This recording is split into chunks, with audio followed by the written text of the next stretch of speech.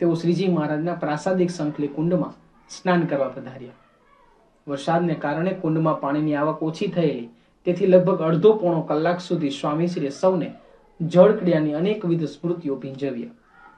સૌના આગ્રહને વશ થઈ તેઓએ જળમાં ડૂબકીની માથે સમરસોલ્ટ પણ લગાવ્યા. તેઓની આ લલિત લીલા 8 વર્ષનો સસીન પણ આશ્ચર્યવત નીરખી રહેલો. તેથી હરખાયેલો તે કુંડમાંથી બહાર પધરેલા સ્વામીશ્રી જ્યારે કોરા વસ્ત્રથી શરીર લૂછી ધોતિયું ધારણ કરી રહેલા ત્યાં આવી ચડ્યો. અહીં તેણે સ્વામીશ્રીને કહ્યું, બાપા, આપ કુંડમાં ફરી ગુલાટ લગાવો ને. બાળકની આ માંગણી બિલકુલ બાલિશ હતી, પરંતુ સ્વામીશ્રી કોનું નામ? પ્રભુ કોઈ સત્ય કરે જય માંગે ભૃત્ય, ભક્ત વાછા પૂર્તિ બીનું નાહી અન્ય કૃત્ય.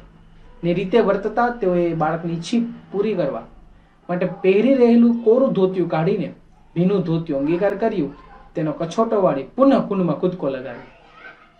તે જોઈ સસેનનું મુખ ચંદ્રની જેમ ખુલી ઉઠ્યું અને તે તાળીઓ પાડવા લાગ્યો. તેનો આ કિલકિલાટ જોઈ સ્વામીશ્રી પણ રાજી થયા. બાળ માણસને કેટલો આદર અને તેની કેવી દરકાર. કુંડ સ્નાનના બાદ ગામના પ્રાસાદિક સ્થળોના દર્શન કરી સ્વામીશ્રી મંદિરની આંબલીવાડી એ પધાર્યા. અહીં સઘન વનરાજી છાઈ રહેલી. સૌ તે જોવામાં મસ્ત બનેલા ત્યાં સ્વામીશ્રીના શબ્દો કાને પડ્યા. આ વાડી શાસ્ત્રીજી મહારાજની પ્રસાદીની છે. તેઓને ખૂબ પ્રેમ આ વાડી પર. અહીં કાયમ આવતા. તે વખતે તો આથી જબરદસ્ત પાક થતો. સંતો જાતે મજૂરી અને ખેડ કરતા. ત્યારે આ વાડી રહી છે.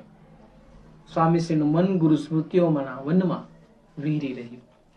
અત્યારે પ્રાસાદિક પુરાણી વાતો સંભળાવીને તેઓએ લીલા ઘાસમાં બિરાજી સૌને મકાઈ, ચીભડા, આંબલિયાનો પ્રસાદ વહેંચ્યો. ત્યારબાદ ધાબાવાળી વાડીના ખૂણે ખૂણે પણ પગપાળા વિચર્યા. આ રીતે સૌને આનંદ પમાડતા સ્વામીશ્રી તારીખ 26 ઓગસ્ટની સવારે સારંગપુરથી વિદાય લઈ બોટાદના મુસ્લિમ બિરાદર બદ્રુ શેઠના ખબર અંતર પૂછવા વધાર્યા. તેઓની તબિયત ઘણા સમયથી અસ્વસ્થ રહેતી હોવાથી માંદગીમાં આશીર્વાદ માટે તેઓ સ્વામીશ્રીને ઝંખી રહેલા. તેઓને સાતા પમાડી સ્વામીશ્રી 11:15 વાગે પાળિયાદ પહોંચ્યા. અહીંના મહંતશ્રી અમરા બાપુ પણ આરસામાં નાદુરસ્ત સ્વાસ્થ્યથી પીડાતા હતા. તે બાબતે તેઓએ આશીર્વાદની યાચના કરતા સ્વામીશ્રીને કહ્યું, દયા દ્રષ્ટિ રાખજો, તમારા થકી તબિયત સારી થશે. આમ હિન્દુ ધર્મગુરુ હોય કે ખુદાનો બંદો હોય, સૌને સ્વામીશ્રીની દિવ્યતા અને સાધુતા પર ભરપૂર ભરોસો હતો. આવા સ્વામીશ્રી પાળિયાદથી વિદાય લઈ રાણપુર થઈને ચરોતર તરફ જઈ રહેલા. પરંતુ રસ્તામાં ધંધુકા પાસે અડવાળના દરબારોને જોતા તેઓએ ગાડી ઊભી રખાવી અને મોટરમાંથી નીચે ઉતરી સાવ રસ્તા પર જ ગોઠવેલી સાદી ફોલ્ડિંગ ખુરશી પર બિરાજી 10 મિનિટ સુધી આશીર્વાદ આપ્યા. લાખોના સન્માન્ય થઈને પણ આવી સરળતાથી જીવનારા સ્વામીશ્રીએ ધંધુકાથી નીકળી રાત્રિ રોકાણ જવારજમાં ભાઈલાલભાઈના ઘેર કર્યું. અહીં તેઓ તારીખ 27 ઓગસ્ટની સવારે અગાસી પર પ્રાતઃ પૂજવા કરવા બિરાજ્યા. ત્યારે યુક્તા સૂર્યને પોતાના કરતાંય વધુ પ્રતાપી, પ્રભાવી, ભગવી આભાનો સીધો પરિચય થતા તે શર્મિંદો થઈ ગયો. તેણે તરત જ શ્રાવણની વાદળી પાછળ પોતાનું મોઢું સંતાડી દીધું. પૂજા બાદ જવારજમાં જ અલ્પાહાર આટોપી સ્વામીશ્રી રણેજ થઈને ગણેશ ધોળકા વધાર્યા. શ્રીજી મહારાજના પ્રાસાદિક સ્થાને તેઓએ જણાવ્યું કે અત્રે પહેલી વાર દર્શને આવ્યા છીએ. કાયમ ગાડીમાંથી દર્શન થાય પણ નિયત સ્થાન ન દેખાય ને. આ તો સાક્ષાત દર્શન થયા. 36 વર્ષે આ દર્શન થયા. સ્વામીશ્રીના મુખ પર દર્શનનો આનંદ સ્પષ્ટ તરવરી રહ્યો. એ આનંદમાં રમમાણ તેઓ અહીંથી તારાપુર, મહેડાઓ, પીપલાતાને લાભ આપતા ચકલાસી પધાર્યા. અત્રે તારીખ 29 ઓગસ્ટની સવારે તેઓએ 3 કલાક સુધી શિક્ષાપત્રીના પારાયણનો લાભ આપ્યો. ત્યારબાદ 70 પધરામણીઓ કરી રાત્રે 9 વાગે અટલાદરા આવી પહોંચ્યા. વાલીને પડકાર કર્યો કે મારી જોડે યુદ્ધ કરો, તાકાત હોય. એને એની પત્ની તારાએ રોક્યા, હનુમાનજી રોક્યા, પણ વાલી કોઈનો પડકાર ઝીલી ના એકતો અને ગયો. સુગ્રીવ એના સગા ભાઈ, નાના ભાઈ પાછળ ગયા મદદ માંગી. વાલી એના ભાઈને કહે છે, હું ગુફામાં જાઉં છું, આ રાક્ષસ ગુફામાં ગઈ ગયો છે, હું એટલા દિવસો એની ફિક્સ સમય આપ્યો કે એટલા દાડા સુધી બહાર ન આવો તો એવું માને કે વાલી મૃત્યુ પામી ગયો છે. સુગ્રીવ બહાર ઉભા રહે છે ઘણા દિવસો સુધી.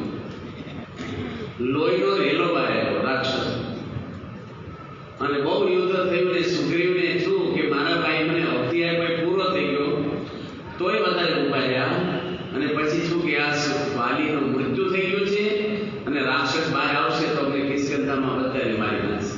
એટલે બહુ મોટો પથરો લઈને ગુફાડો મૂકી દીધો. અને આ બાજુ તો વાલી જીવતો હતો એ રાક્ષસને મારી નાખ્યો. પથરાને તોડી અને આવ્યો ને તો સુગ્રીવે કોઈને બહુ વાત કરેલી નહીં. હનુમાનજી પૂછાની વાત કઢાવી અને પછી કીધું કે સુગ્રીવ મૃત્યુ પામી ગયો તો વાલી તો સુગ્રીવને રાજા બતાવ્યો કેસી. આ બાજુ વાલી આવી ગયા અને જોયું કે મારા સિંહાસન પર મારો નાનો ભાઈ બેસી ગયો છે અને એકદમ ક્રોધમાન થયો. એટલો જ આટલો પથરો મૂક્યો છે, બહાર નો આવી ગયો. એને રાજ પચાવી પાડવું છે. અમને પરિવાર જોયું ને સેમ રામાયણમાં આવે છે 21 લાખ વર્ષ પહેલા. અને ઢોર માર માર્યો સુગ્રીવને. એક કપડું પહેરાવી અને એને કાઢી મૂક્યો ને એની પત્ની રોમાને બળજબરીથી ઘરમાં વાલી રાખી. હવે વાગતો હતો નહીં. હનુમાનજી ને બીજા 8-10 દાણા સુગ્રીવની ભેગા ચાલ્યા ગયા. હવે જો વાગ કોનો હતો? સુગ્રીવ વાલીનો. રામચંદ્ર ભગવાન જ્યારે સીતાની શોધ કરતા કરતા કિષ્કિંધા જાય છે અને એને કબર નામના રાક્ષસે કીધું કે તમે અહીં સબરી રહે છે અને ત્યાંથી તમે આ સુગ્રીવને જોડે મિત્રતા કરજો, તમારી સીતાને શોધવામાં સહાય કરશે.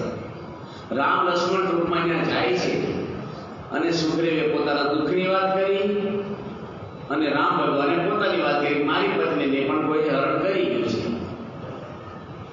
હવે રામ ભગવાને કીધું કે પહેલું દુઃખ તારું મારે દૂર કરવું, મિત્રતા કરી. વાલી બહુ બળ્યો હતો પણ રામ ભગવાન જાળવાની છે હંતાને એક બાણ એવું માર્યું કે વાલીની છાતીમાં બેહી ગયું. વાલીની મૃત્યુની કડીઓ ગણાય છે. એનો પરિવાર બધો આવી ગયો છે. એનો દીકરો અંગદને બધાય અને રામને બધી કહે છે તમે તમારો ખૂબ બગાડ્યો. ભાઈઓ ભાઈઓના ઝઘડામાં તમે વચ્ચે પડ્યા. રામ કહે છે કે મારા પિતા દશરથે મને જંગલનું રાજ 14 વર્ષ આપ્યું છે. મારા રાજ્યમાં અધર્મ કરે એનો મારે નાશ કરવો એ મારો ધર્મ છે. તું અધર્મીને પાપી છે. તારા ભાઈની ગેરસમજને લઈને કાઢી મૂકવાની પત્નીને પણ બળજબરીથી રાખી છે. ભાગ નથી આવ્યો.